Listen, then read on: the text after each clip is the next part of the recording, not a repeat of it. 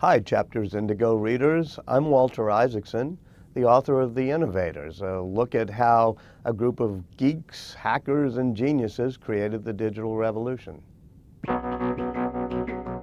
When you look at partnerships, first you think of Steve Jobs and Steve Wozniak. Steve Jobs, the great marketer, the person with a design sense and a flair. Wozniak, who could take very, very few microchips and make an amazing circuit out of it.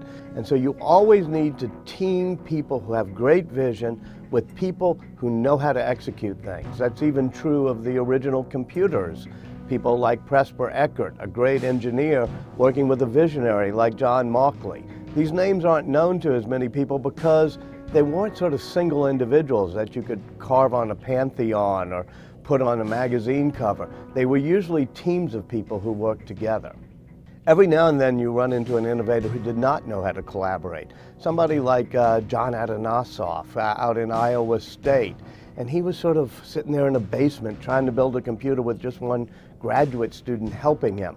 And he never was able to get the punch card burners to work. And after he gets drafted into the Navy, the machine sits there in the basement until somebody finally throws it away. So if you don't have that team around you, if you aren't able to execute, you sort of get consigned to the dustbin of history. A great team is one that has many players who can play many positions, just like a baseball team.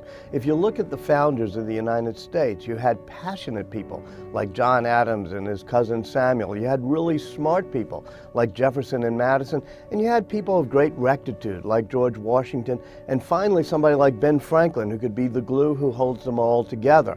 And that, to me, is a type of team that's replicated, whether it's Intel with Gordon Moore and Robert Noyce and Andy Grove, or Bell Labs, which has wonderful people who can do things like be information scientists as well as pole climbers with grease under their fingernails, all working together as a team. So when you look at the teams that created the great innovations of the digital age, it was usually not just one type of person, but a team that could pull together with many types of talents.